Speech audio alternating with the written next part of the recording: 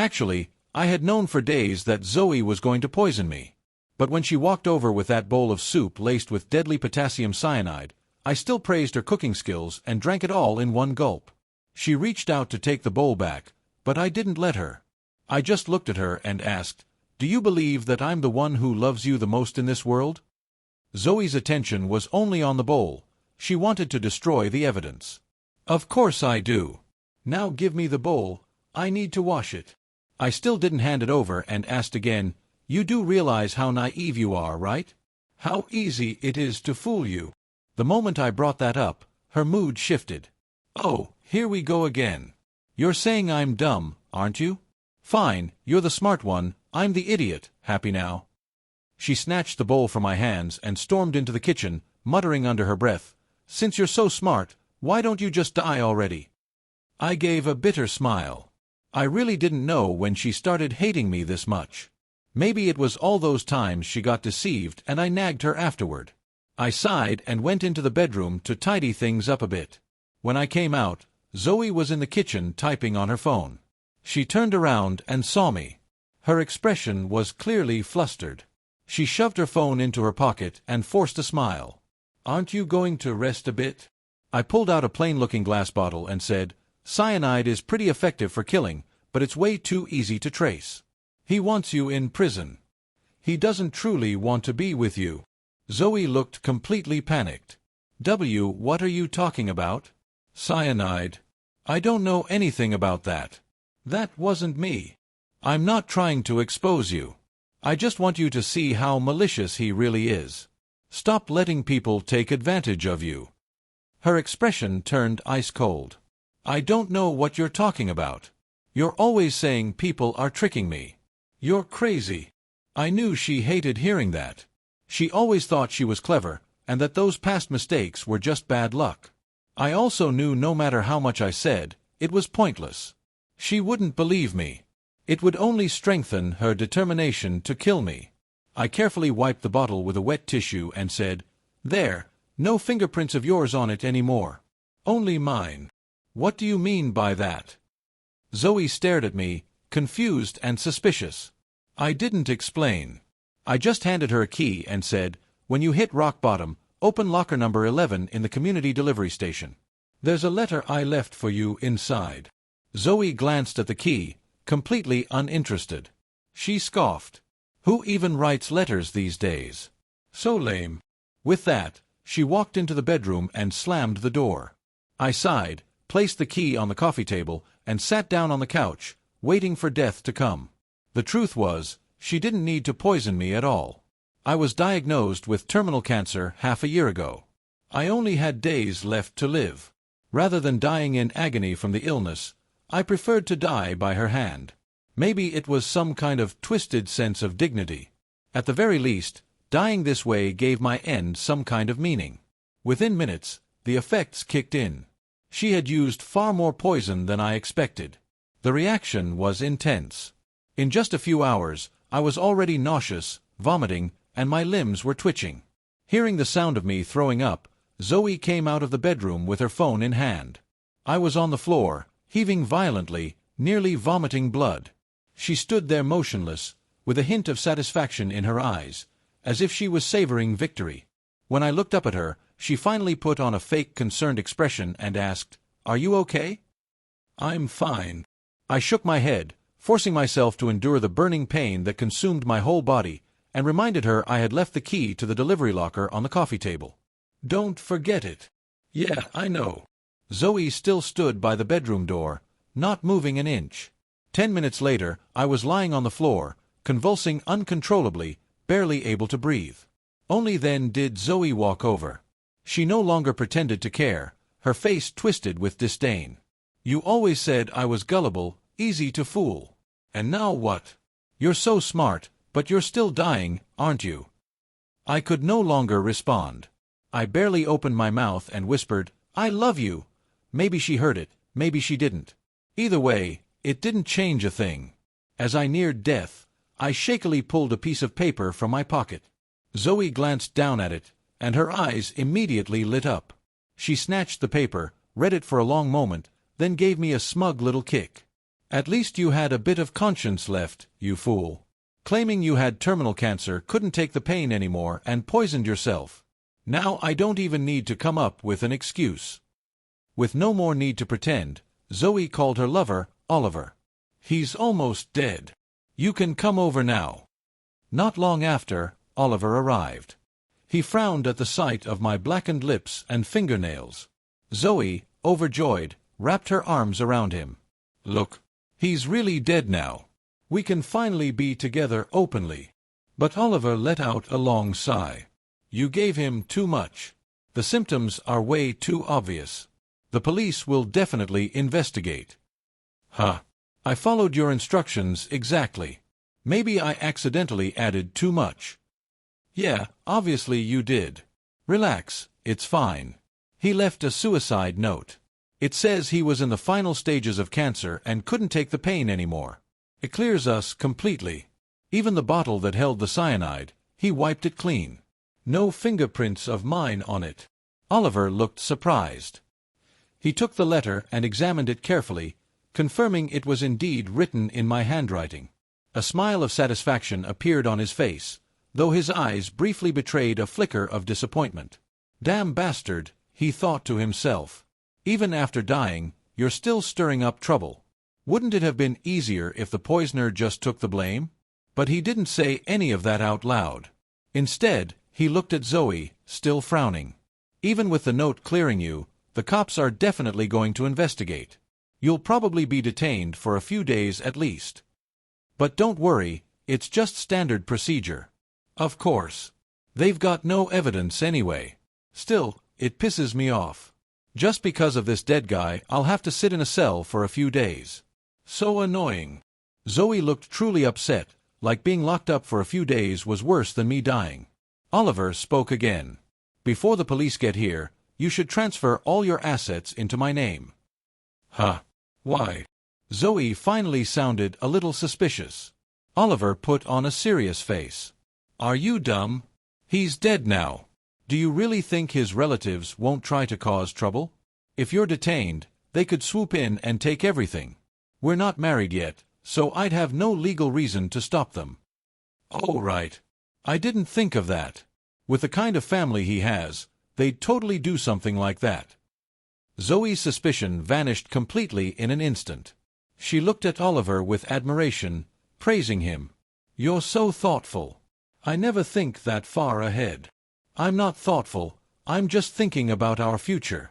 Oliver wrapped his arm around her, whispering sweet dreams of the life they'd share together. Zoe nestled in Oliver's arms, full of dreams for the future. She felt she had finally met a man who truly understood her, accepted her, and cherished her. Unlike me, who only ever nagged that she was too naive. Looking down at the corpse on the floor, Zoe scoffed. Just watch, without you, I'll only be happier. Afterward, Zoe transferred all her assets to Oliver's name. Oliver even deliberately waited a few more days, until the body began to reek, before telling Zoe to call the police. Just as Oliver predicted, despite the suicide note stating I had poisoned myself due to terminal cancer, the police still temporarily detained Zoe. The time of death was too far back. It was hard not to be suspicious. But since there was no evidence, she was released in less than a day. When she got out, it happened to be the 7th day after my death, a traditional day to mourn. But the house was already in Oliver's name, and my relatives had no place to set up a memorial. In the end, they had no choice but to rent a small corner at the crematorium. One of my relatives called Zoe, asking her to come burn offerings for the 7th day and also wanting to understand what had happened, why I would suddenly commit suicide. Zoe answered the call and immediately snapped, "He killed himself, what's that got to do with me? Stop asking me about everything. If you think something's wrong, go ask the police. And don't ever call me again. I have nothing to do with your family anymore." Honestly, meeting him, and all of you, was the worst thing that ever happened to me. After hanging up, Zoe felt refreshed. She started humming and called Oliver, asking her future husband to come pick her up. But the call went unanswered. She thought he was probably busy and tried again later. Still no answer. After several tries with no response, she angrily hailed a cab and headed straight to Oliver's place. On the way up, she was fuming. "When I see him, I'm going to kick him hard. He knew I was getting out today and didn't even come pick me up. So rude. Still, the thought of finally being able to be with Oliver openly, sleeping in his bed, curled up in his arms, maybe even having a baby with him, brought a smile to her face. When she reached his door, Zoe knocked. The door opened quickly, but it wasn't Oliver who answered. It was a middle-aged man she didn't recognize. Inside the apartment, loud construction noise rumbled. "Who are you?" the man asked, puzzled. "Is Oliver home? You guys must be from the renovation crew, right? He must be trying to surprise me, remodeling the place before we get married." The man gave her a strange look. "This place is being renovated, yes. But I'm not from any renovation company. I'm the new owner. Oliver sold me the apartment 2 days ago." "Didn't he tell you?" Zoe froze. Sold? She didn't think too much of it. "I still have my own apartment," she told herself. Maybe Oliver was just trying to consolidate finances for our future. Still, shouldn't he have at least told her? Even if it wasn't technically shared property, when you love someone, shouldn't you discuss these things? Zoe was a little annoyed. She pulled out her phone and called Oliver again. No answer. Fuming, she went downstairs and headed toward their other place. But when she got there, she saw people moving furniture out. Zoe's heart leapt. "He's here." She rushed forward to enter the house, but someone blocked her way. A middle-aged woman looked at her and asked, "Who are you? What do you want?" "What do I want? This is my house. I should be asking you what you're doing here."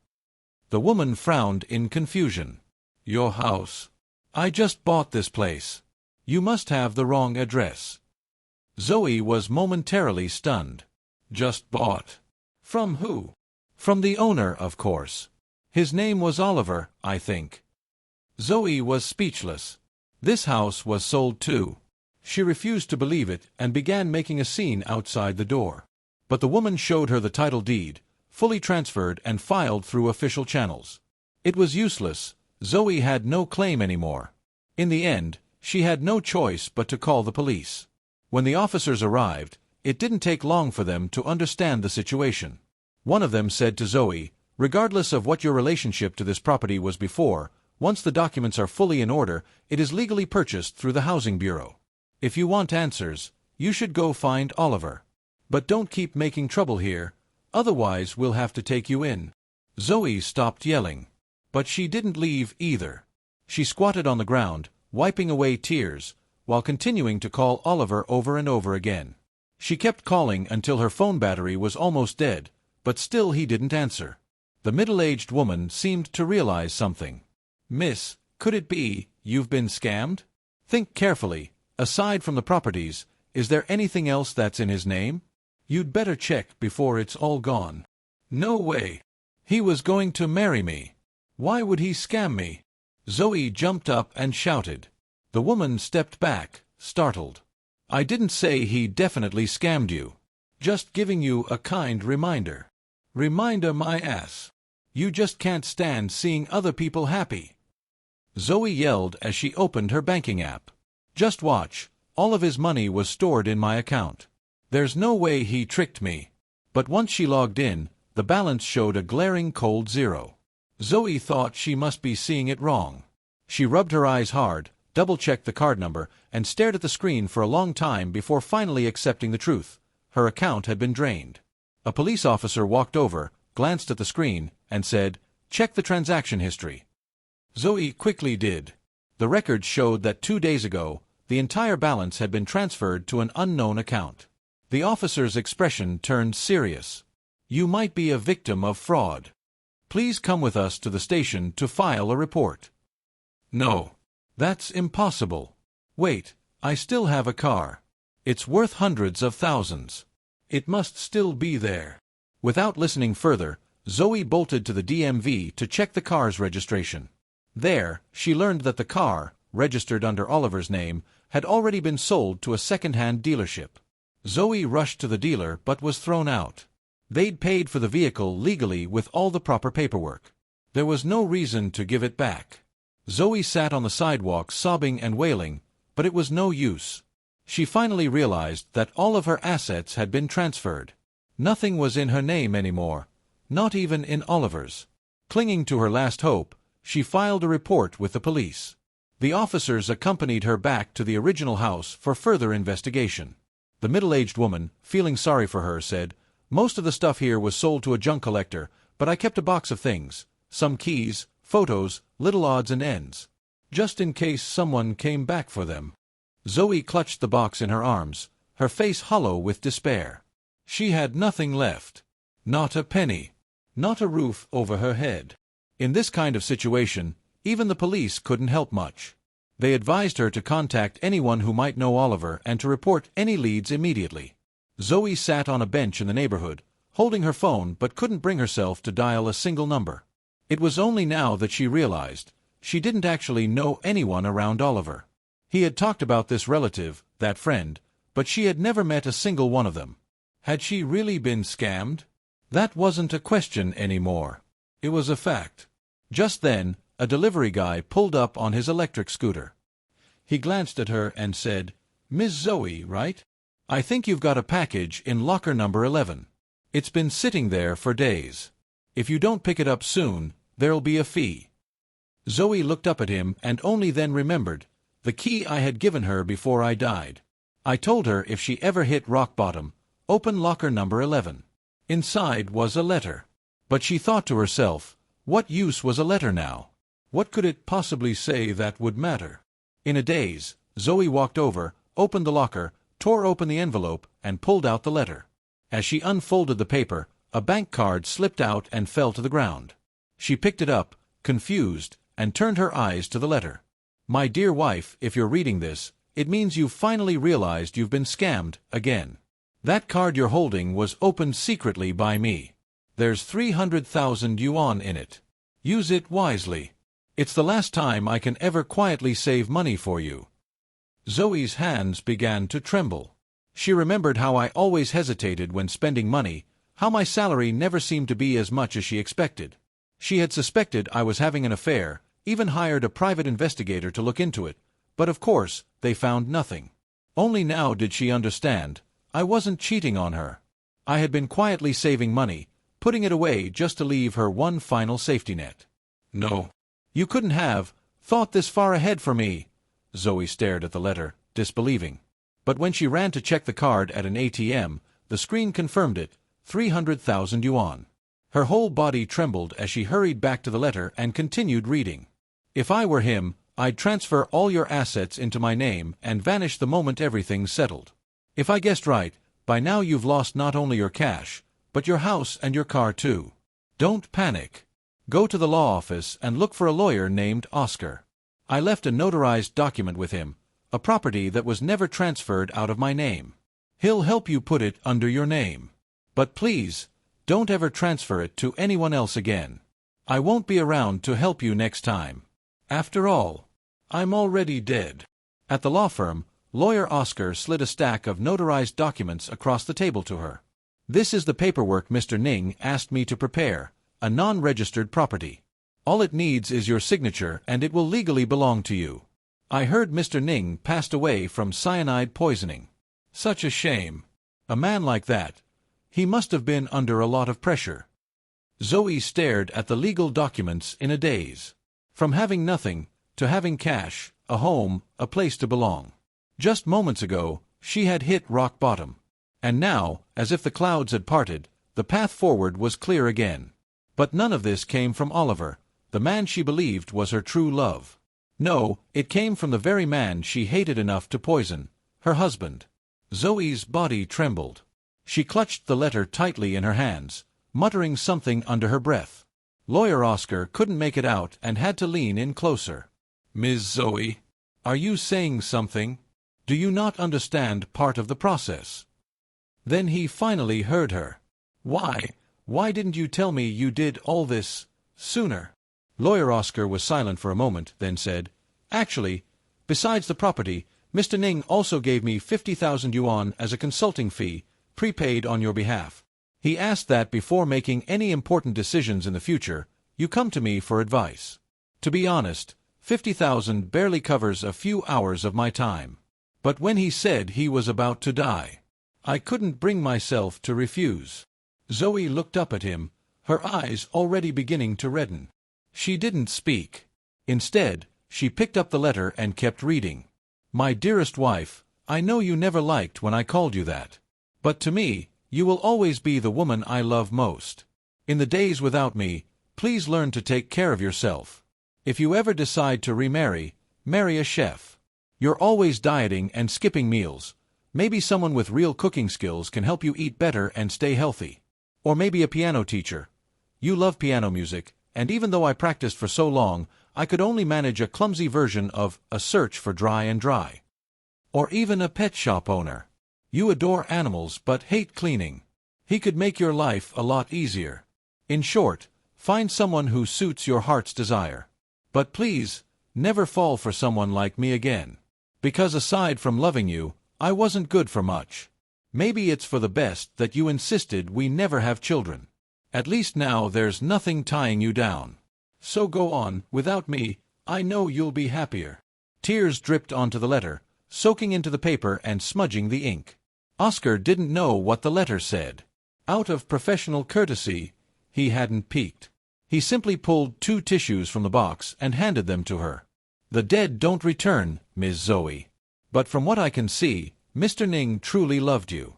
No matter what happens next, at least once in your life, someone loved you with all his heart. Zoe couldn't hold it in anymore. She broke down sobbing. She remembered so much. That time he dragged her, beaming with excitement, into a fancy restaurant and played A Search for Dry and Dry, so awkwardly on the piano. She had found it utterly humiliating and shouted at him before storming out. What must he have felt then? Maybe just disappointed. She remembered how no matter how busy he was, he always woke up early to make her breakfast, 7 or 8 different dishes, just in case there was something she didn't like. Even though she often slept in until noon and never ate a single bite, he never stopped doing it. He'd beg her gently to eat more, say she was too thin, while she just snapped that he didn't understand how women wanted to stay beautiful, nagging like an old man. And then there were the pets, the housework, the laundry, and mopping. Every holiday he'd go with her to visit her family, but not once did they ever spend New Year's Eve at his. Zoe, drenched in tears, looked at Lawyer Oscar and cried out, I never did anything for him. Nothing. Not a single thing. Oscar sighed. He knew words were meaningless now. He just slid the tissue box closer to her. After crying until her eyes dried out, Zoe finally calmed down. Suddenly she asked, Lawyer, can you help me find someone? Who? A man named Oliver. Zoe pulled the bank card from her pocket and placed it on the desk. There's 300,000 yuan in this account, and this house too. If you can find him, they're yours. Oscar raised an eyebrow slightly. Can you tell me who he is to you? Or, what you want with him? I want to ask him why he lied to me. I see. Lawyer Oscar picked up the bank card. Then give me any information you have on him. I'll use all my resources to try and find him. It's not 100% guaranteed, but as long as he's not dead, there's a decent chance we'll track him down. Zoe said nothing more.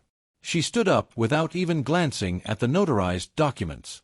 Instead, she carefully folded the envelope, placed it gently into her pocket, and covered it with her hand as she walked out of the office. She hailed a cab and headed to the funeral home.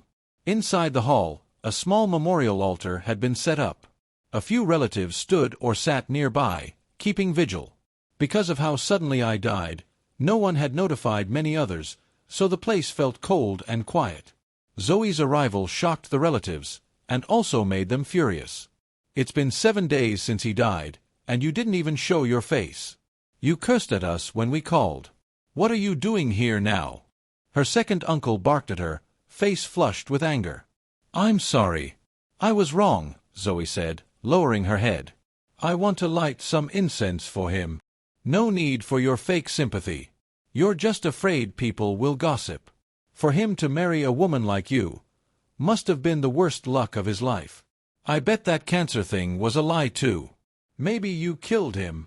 Zoe kept her head down. She didn't argue nor did she admit anything.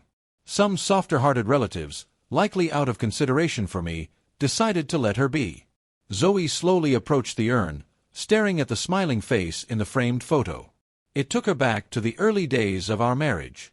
Back then, life had been joyful, warm. The two of us dreaming about the future together, side by side. But after she was scammed a few times and suffered major losses, everything had begun to sour. The pressure grew. The mood darkened. With the relatives watching, Zoe knelt before the altar.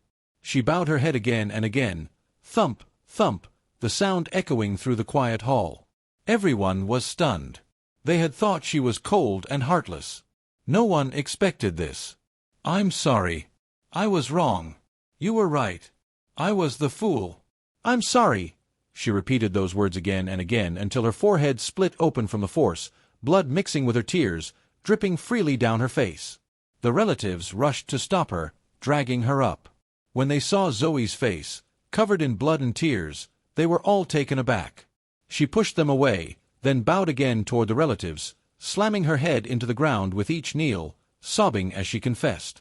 Even her second uncle, who hated her most, was speechless. He could only mutter with a stiff neck, "Well, if you felt this way, then what were you doing before? You said you wanted nothing to do with us." Humph.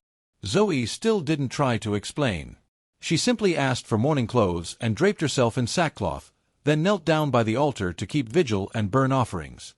Seeing how genuinely remorseful she was, the relatives no longer gave her a hard time. The next day, when the ashes were buried, Zoe scattered the final handful of dirt and didn't leave with the others. She simply sat there, staring at the headstone, tears falling from time to time. A few days later, lawyer Oscar called. He had found him, Oliver. Turns out, Oliver's identity was fake. He had forged his documents, and all the assets Zoe transferred to him had been rerouted to another alias, and then transferred again to his real wife and kids. Oscar had used all his connections to finally track him down, but according to what he said, the money was already gone, spent. Not a cent could be returned. Anyone with half a brain could tell that was a lie. Oliver had no intention of giving anything back. "That's fine," Zoe said. "I just want to see him one more time. Please help me arrange a meeting. Just say I want to talk privately. But there's one condition.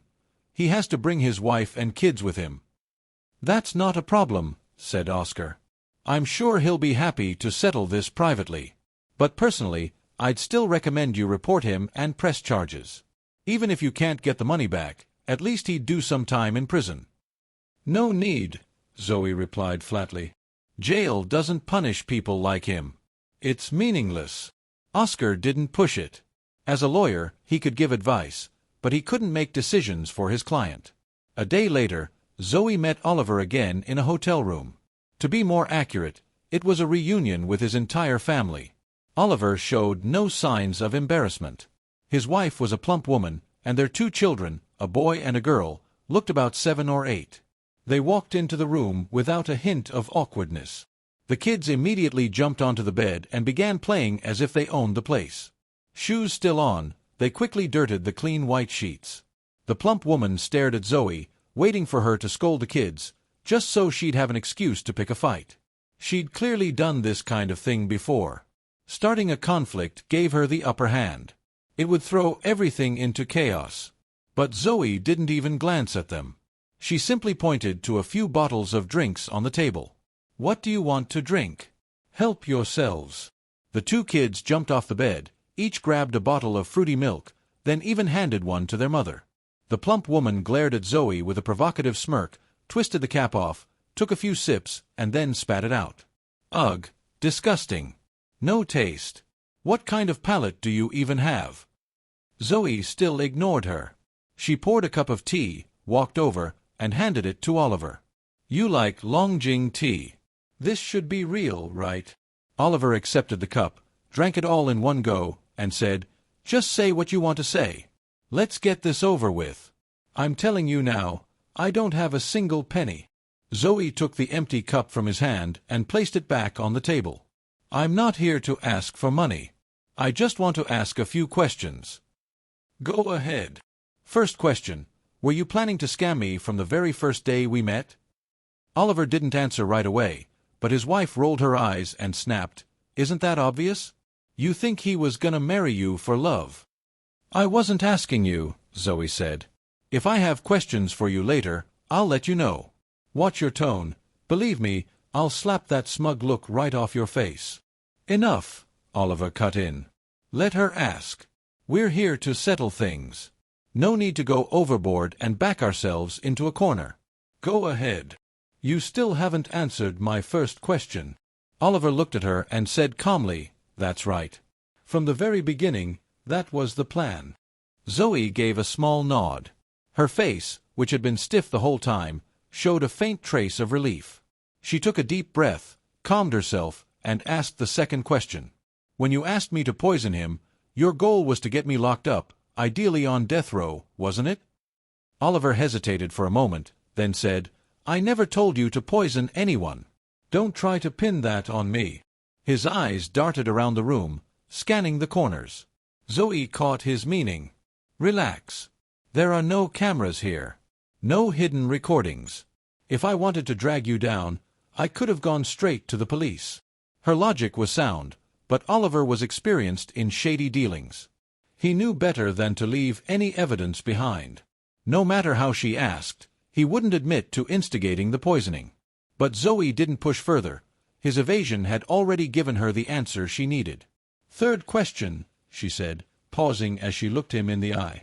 "Do you feel even a shred of guilt toward me?" "No." Oliver shook his head without the slightest hesitation. He knew better than to give someone like Zoe even a sliver of hope. He dealt with women who would cling on like leeches if he did. Zoe's expression twisted with bitterness. The plump woman, seeing this, smirked triumphantly. "Women like you. There's a dime a dozen. You really thought you were some goddess, that every man would fall head over heels for you? Please. You were dumb. Don't blame anyone else." Zoe turned to look at her and nodded. "You're right. I was dumb. There was only one man in this world who ever loved me with his whole heart. And I killed him with my own hands." "Done with your questions?" Oliver said impatiently. "Good. So how do you want to settle this?" Zoe didn't answer. She walked past them and quietly locked the door. Oliver immediately felt something was wrong. "Why are you locking the door?" he asked, stepping forward, but collapsed to the ground before he could take a second step. Zoe turned to him, expression cold. "I had someone source this drug specially. After you ingest it, your whole body goes numb within 1 minute." What are you trying to do?" Oliver stammered, panic in his eyes. "What I'm doing is very simple." Zoe pushed the plump woman aside. Her body was already paralyzed, unable to resist, and she fell, cracking her head on the corner of the table, blood spilling instantly. Zoe didn't even glance her way. She opened a drawer, pulled out a sharp knife, and crouched down in front of Oliver. The blade gleamed inches from his face. Oliver's entire body trembled. "Don't do this. Let's talk. Everything's negotiable." He raised his voice deliberately, hoping someone in the next room would hear. Zoe spoke calmly. "Stop yelling. This hotel has the best soundproofing in the city. Don't you remember? You brought me here once and said we could scream as loud as we wanted. No one would hear a thing." Oliver's face twisted in fear. "I'll give you money. I didn't spend it all. There's plenty left. How much do you want?" "I'll give it to you." "Money." Zoe tilted her head slightly, then drove the knife straight into his stomach. "You were with me for money.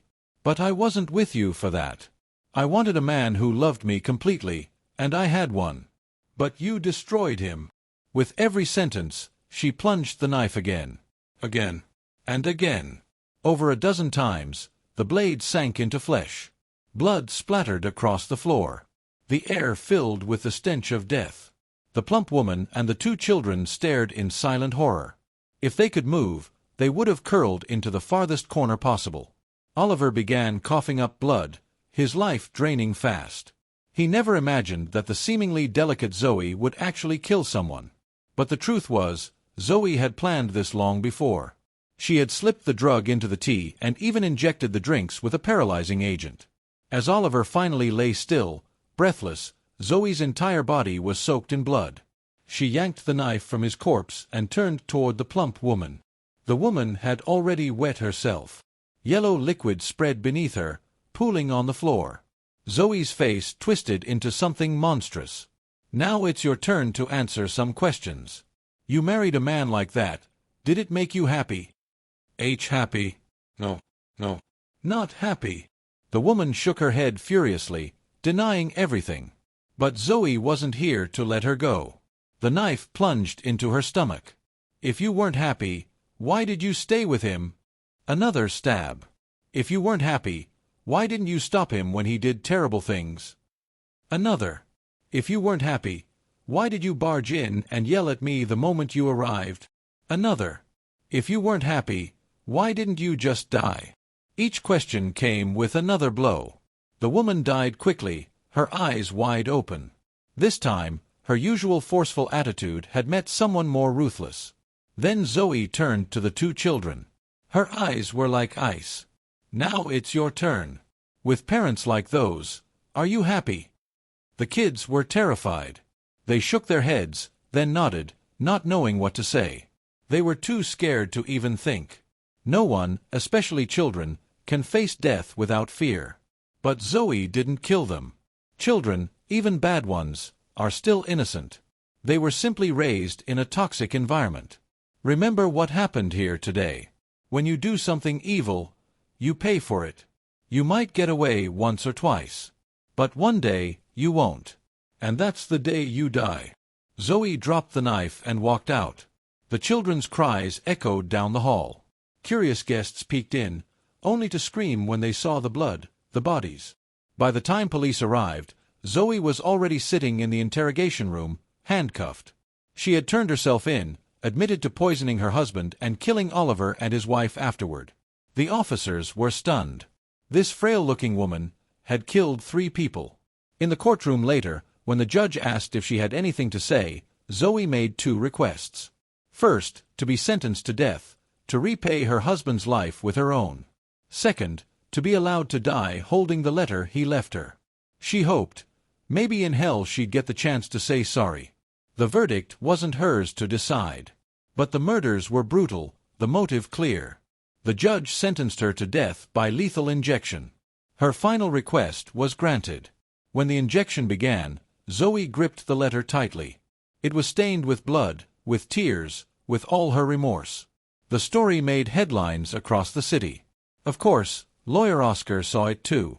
One of his colleagues sighed, at least she showed remorse in the end. Maybe she wasn't all bad. Oscar was quiet for a moment. Are you sure it was remorse? What else could it be? The colleague asked, puzzled. Oscar shook his head, sighing softly. Zoe will never know. The one who understood her best was her husband. A man dying from terminal cancer used that understanding to kill the person who wanted him dead. Tell me, was he good or bad? The colleague stared in shock. You mean, Mr. Ning was the one who... I didn't say anything, Oscar cut him off. He stood up, walked to the window, and looked out at the endless stream of traffic. Good or bad, who can really say? Right.